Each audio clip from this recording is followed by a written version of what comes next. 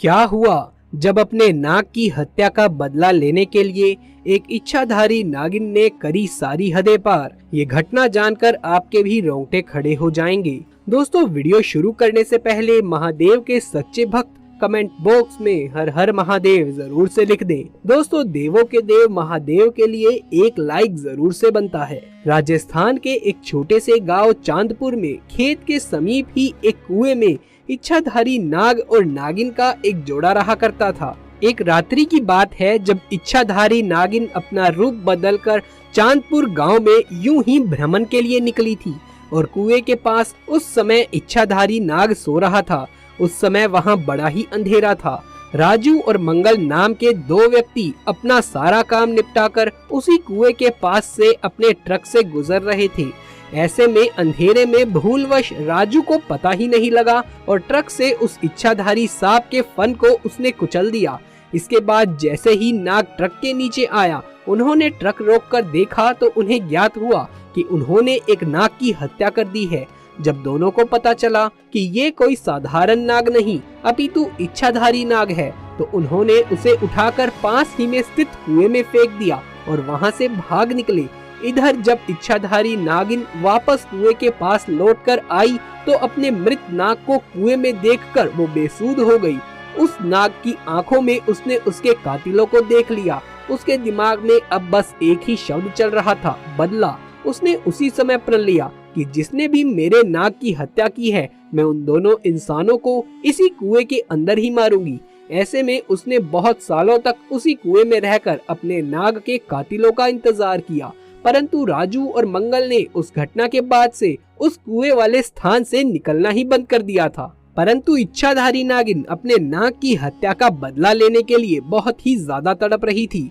उसके सब्र का बांध अब टूटा जा रहा था और उसने निश्चित किया कि अब मैं गांव में जाकर ही उन दोनों हत्यारों से बदला लूंगी।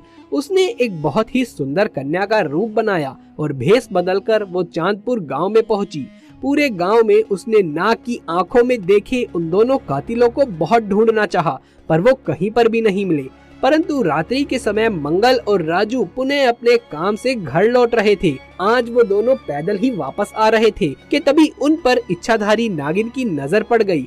उस समय उसने बहुत ही सुंदर कन्या का रूप धारण कर रखा था। ऐसे में वो राजू और मंगल को अपनी सुंदरता से लुभाने लगी। वो दोनों उसकी सुंदरता पर मोहित हो चुके थे। ऐसे में उस लड़की ने कहा कि आओ, मैं तुम्हें स्वर्ग की सैर कराती हूँ। वो दोनों भी बेसुध हो गए और उसके पीछे पीछे जाने लगे। वो उस लड़की की सुंदरता में इतना मोहित हो चुके थे कि उन्हें समझ ही नहीं आ रहा था कि वो दोनों उसी स्थान पर जा रहे हैं जहाँ उन दोनों ने उस नाग की हत्या करी थी। अब वो लड़की रूपी इच्छाधारी नागिन उन दोनों को लेकर उसी कुएं के पास आ गई और अपना भयंकर और विशाल स्वरूप उन दोनों को दिखाया, जिसे देखकर दोनों के पसीने छूट गए और डर के मारे दोनों कांपने लगे। इच्छाधारी नागिन ने उन्हें अपना पक्ष रखने का मौका तक नहीं दिया कि भूलवश उनसे नाग की हत्या हुई थी और डस कर कुएं के पास ही राजू और मंगल दोनों को मारकर अपने नाग की हत्या का बदला ले लिया और अपने प्रण अनुसार दोनों के शव को उसने उसी कुएं में फेंक दिया